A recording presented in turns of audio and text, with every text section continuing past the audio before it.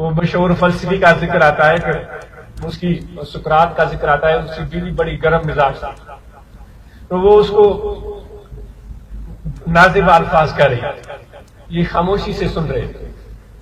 بولتے بولتے جب اس نے دیکھا کہ جواب ہی نہیں دے رہا ہے تو آخر میں اس کے پاس ایک بالٹی تھی پانی کی، اس کے اوپر اس نے گرا دیا۔ اتنا بڑا فلسفی، جو نوجوان اس کی بات سننے کے لیے ترستے تھے، جب نکلتا تھا تو لوگ اس کے پیچھے چلتے تھے، تو وہ ہنسا، وہ فلسفی ہنسا، ہنس کر اپنی بیوی کو بولا کہ ہاں، گرجنے کے بعد برسنا بھی ضروری تھا۔ اللہ وہ ناراض نہیں ہوا، اللہ اتنا کنٹرول تھا اس کو اپنے ساتھ۔ اس نے کہا گرجنے کے بعد برسنا بھی ضروری ہے، اگر گرج کر چلا جائے تو وہ بادل ہی کیا ہے، مزہ تو تب ہے گرجے اور پھر برسے۔ ایسی سینکڑوں مثالیں میرے آقا و مولا حضرت صلی اللہ علیہ وآلہ وسلم کی ذات، اپنے مرشد مرزا مظہر جان جرا نقشبندی رحمۃ اللہ علیہ، جن کا ہم شعر بھی پڑھتے ہیں، خدا در انتظار حمد مانیز محمد چشم بر راہ سنانیز، تو ان کا ہم پڑھتے ہیں۔ وہ بڑے شاعر بھی تھے، بڑے عالم بھی تھے، صاحب ذوق بھی تھے، بڑے حسین بھی تھے، بڑے نفیس بھی تھے، بڑی ان کی مشہور باتیں ہیں۔ قدرتاً ان کی شادی ایک ایسی عورت سے ہوئی، ان کے دل میں یہ خیال آیا کہ ہم اگر اس عورت سے شادی کریں تو ہماری اصلاح ہوگی یا ہمیں اللہ تعالیٰ کی رضا ملے گی۔ تو شکل کی بھی اچھی نہیں تھی اور اخلاق کی بھی کڑک، تو اتنے نفیس اور اعلیٰ شخصیت اس کے گھر میں بیٹھتی تھی اور وہ ان کو نازیبا لفظ بولتی رہتی۔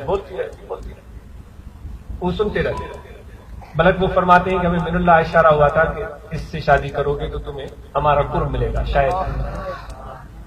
وہ کہتے ہیں کہ اتنا اس کا خیال رکھتے تھے، حالانکہ اتنے نازک مزاج تھے۔ وہ اس مرتبہ مسجد میں آئے، ان کے خلیفہ تھے شاہ غلام علی دہلوی، تو جانماز بچھی ہوئی تھی، اس کو دیکھا اور سر پکڑ کے بیٹھ گئے، نفاست دیکھے۔ تو شاہ غلام علی دہلوی بھاگتے ہوئے آئے، اس سے عرض کیا کہ حضور کیا ہوا؟ آپ نے فرمایا کہ آسمان نیچے آ گیا ہے یا زمین اونچی ہو گئی۔ سوچئے گا کتنی نفاست، آسمان نیچے آ گیا ہے یا زمین اونچی ہو گئی ہے۔ حضور کیا ہوا؟ آپ نے کہا یہ جان نماز دیکھو، یہ اس طرح یہ کیوں نظر آ رہا ہے؟ جان نماز جب اس نے اٹھائی تو نیچے چھوٹا سا تنکا پڑا ہوا تھا۔ اتنی نفاست تھی کہ وہ تنکا بھی ان کی مزاج برداشت نہیں کر پا رہی تھی۔ جو جملے بولے ہیں وہ شاید عام آدمی کے سر کے اوپر سے گزر جائے، اتنی نفاست۔ دوسری طرف یہ عالم، پھر جب مسجد میں جاتے تھے تو اپنے مرید کو وہاں بٹھا جاتے تھے کہ ہماری جو اہلیہ ہے وہ کم و بیش بولتی ہے، کوئی تو اس کے سامنے ہو ورنہ تو اس کو مایوسی ہو کہ کوئی میری بات ہی نہیں سن رہا۔ تو ایک مرتبہ یہ کتاب یہ ذکر موجود ہے، پٹھان کوئی مرید تھا تو وہاں بیٹھا ہوا تھا، وہ بول رہی ہے تو وہ سنتا رہا، پٹھان کو برا بلا کہا وہ چپ رہا، فقیروں کو برا بلا کہا وہ چپ رہا، آخر میں حضرت پر آ گئے تو پٹھان غصے میں آ گیا۔ اس نے کہا ہمیں بولنا ہے بولو، ہمارے پیر بھائیوں کو بولو، لیکن میرے پیر کے بارے میں نہ بولو۔ ٹھنڈے ہو جاؤ، ٹھنڈے ہو ایسے ہی فوراً نعرہ بلند نہ کرو، بات سمجھنے کی کوشش کرو۔ نارو نے تو ہمارا بیڑا غرق کیا ہے، ہم بات سمجھتے نہیں، وہ نعرے مارتے۔ تو ہمارے مرشد کے بارے میں کم و بیش نہ بولو۔ یہ بات ممکن ہے آپ لوگوں کو گراں گزرے، لیکن بھائی ہم جب تک نہیں سمجھیں گے ہم ایسے ہی گھن چکر میں پھرتے رہیں گے۔ بابا وہ جانڈرے والے ڈانڈا والا چکر، چاکی ڈانڈا والا چکر کا ناراض ہو گیا۔ جب شور بلند ہوا تو مرزا مظہر جان جنا، جو سلسلہ علیہ کے پیشوا ہیں اس سلسلے کے، جس کے ہم پیروکار ہیں، وہ بھاگتے ہوئے آئے اور پٹھان سے پوچھا بات کیا؟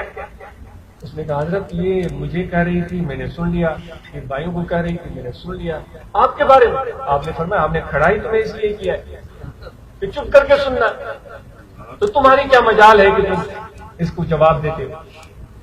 تو کہنے کا مقصد یہ کہ برداشت کا عالم کیا تھا، اس کو ذرا ذہن میں رکھیے۔ اللہ اب تو پیر سمجھاتے ہی ہیں مریدوں کو کہ جا کر ڈنڈے لو اور کسی کا سر پاڑو۔ مرزا مظہر جان جنا کا مثال دیکھو۔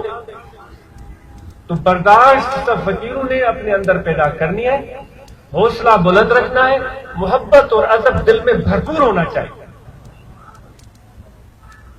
جتنا ادب آپ کے دل میں ہوگا انشاءاللہ اتنا فیض آپ کو ملے گا۔